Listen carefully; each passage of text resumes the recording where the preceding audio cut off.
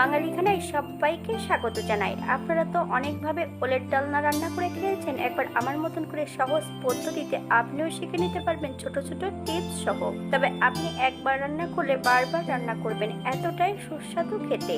সম্পূর্ণ নিরামিষ রেসিপি, তেল মশলা পরিমাণ খুবই কম, বাঙালি রান্নার সম্পূর্ণ ঘরোয়া উপকরণ দিয়ে। আপনাদের যদি রান্নাগুলো পছন্দ হয় তাহলে চ্যানেলটি সাবস্ক্রাইব করে দিয়ে পাশে থাকবেন। পাশে থাকা বেলটি কিন্তু বাজিয়ে দেবেন, নইলে নিত্য নতুন রান্নার নোটিফিকেশন পাবেন না। তবে আমার বাড়িতে কিভাবে পুরোনো দিনের পদ্ধতিতে ওলের ডালনা রান্না করা হলো, চলুন সেটা একবার দেখে নেওয়া যাক ভিডিওর মাধ্যমে। এখানে আমি 400 গ্রাম ওল নিয়ে নিয়েছি। তবে যখনই আপনারা ওল কিনবেন, ওলটা কিন্তু সাদা দেখে কিনতে হবে। এমন সাদা দেখে ওলটা কিনে নেবেন।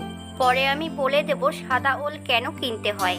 তবে ওলটা নিতে হবে কিন্তু সাদা।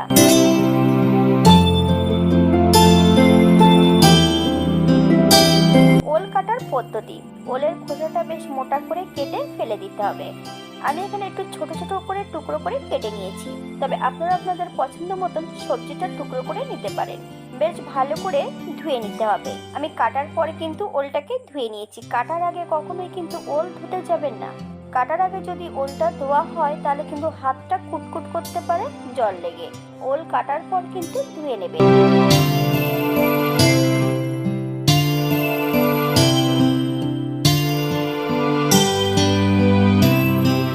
এই পর্যায়ে একটা কড়াইতে 1 কাপ জল অ্যাড করেছি, হাফ চামচ নুন।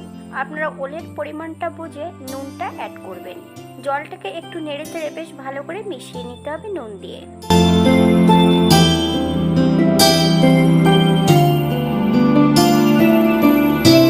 জলটা যতক্ষণ একটু ফুটছে না ততক্ষণ কিন্তু ওলগুলো অ্যাড করবেন না। এই পর্যায়ে আমি সম্পূর্ণ ওলগুলো অ্যাড করব।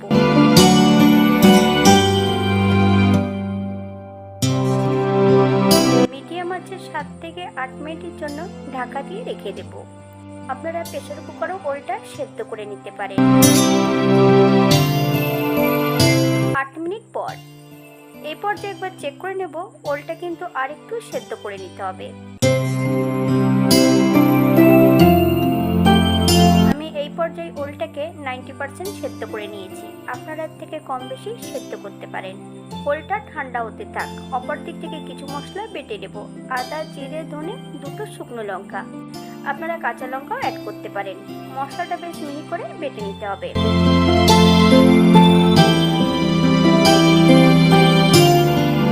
ওলটা সেদ্ধ হবার পর আমি জলটা ঝরিয়ে দিয়েছি। এরকম ভাবে সেদ্ধ করে নিতে হবে। এর থেকে বেশি যদি সেদ্ধ করা হয় তাহলে রান্নার সময় কিন্তু ওলটা গলে যেতে পারে।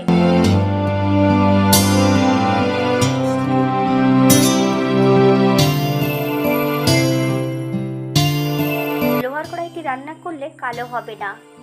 কড়াই গরম করার পর সামান্য একটু সরষের তেল দিয়ে একটা টিস্যু পেপার দিয়ে বেশ ভালো করে কড়াইটাকে পরিষ্কার করে নিতে হবে। ঠিক এমন ভাবে পরিষ্কার করে নিলেই হবে।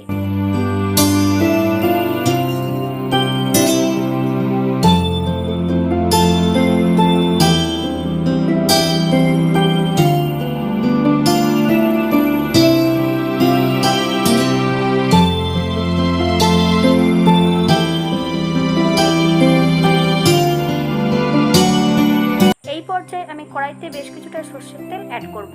আপনারা সাদা তেল দিয়েও রান্নাটা করে নিতে পারেন।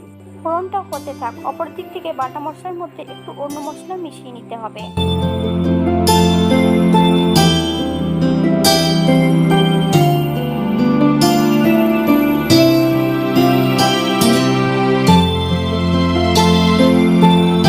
হাফ চামচ হলুদ গুঁড়ো, আপনারা পরিমাণ মতন হলুদ গুঁড়োটা অ্যাড করবেন।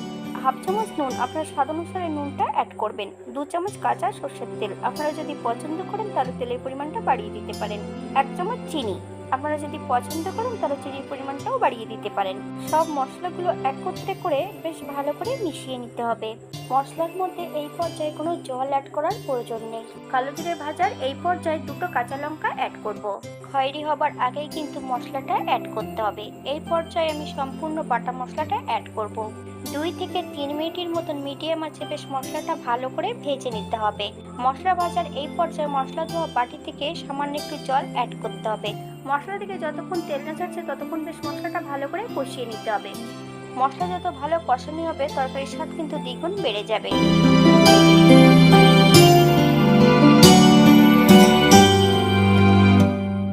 মশলা থেকে তেল ছেড়ে দিয়েছে, এই পর্যায়ে সম্পূর্ণ সেদ্ধ করা ওলগুলো অ্যাড করতে হবে। ওল সেদ্ধ করে নেবার পর যতক্ষণ ঠান্ডা না হচ্ছে ততক্ষণ কিন্তু ওলগুলো মশলার মধ্যে অ্যাড করবেন না। যখনই আপনি অ্যাড করবেন সঙ্গে সঙ্গে কিন্তু ওলগুলো ভেঙে গুঁড়ো হয়ে যাবে। ওলটা সেদ্ধ করে ঠান্ডা করে নেবার পর রান্নাটা করতে হবে। বেশ 10 থেকে 12 মিনিটের মতন মিডিয়াম আঁচে মশলা এবং ওল সহ ভালো করে কষিয়ে নিতে হবে। ওল যদি কষানো ভালো না হয় তাহলে কিন্তু গলা কুটকুট করতে পারে।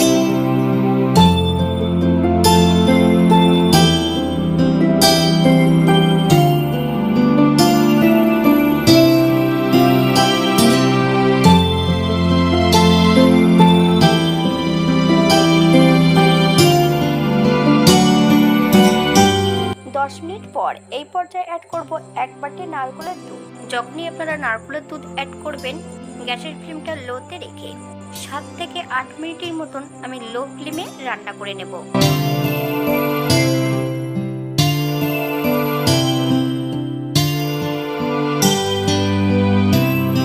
8 মিনিট পর মিডিয়াম আছে 2 থেকে 3 মিনিটের মতন বেশ ভালো করে ফুটিয়ে নিতে হবে। আপনারা যদি গরম মশলা গুঁড়োটা পছন্দ করেন তাহলে এই পর্যায়ে অ্যাড করতে পারেন।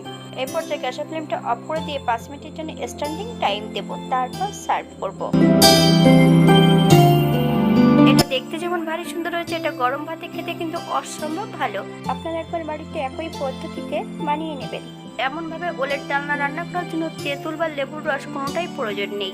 সাদা ওল রান্না করলে কখনোই গাল কুটকুট করে না। আপনারা বাজার থেকে সাদা ওলই কিনে নেবেন। হাতে যদি সময় থাকে তাহলে একটা লাইক কমেন্ট শেয়ার করবেন। আজকের ভিডিওটি এই পর্যন্ত। সবাই সুস্থ থাকবেন, ভালো থাকবেন। অন্যদিন নতুন রেসিপি নিয়ে আপনাদের সামনে আবার আমি হাজির হব। নতুন ও পুরনো সকল বন্ধুদের অসংখ্য ধন্যবাদ ভিডিওটি দেখার জন্য।